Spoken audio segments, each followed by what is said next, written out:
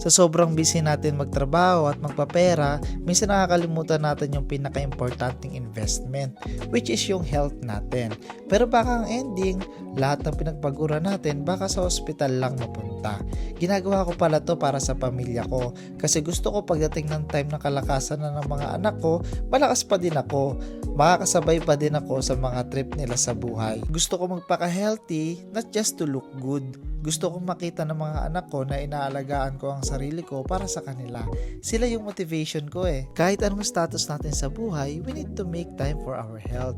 Hindi natin kailangan ng mahal na gym membership fee. Madaming free ways para maging healthy.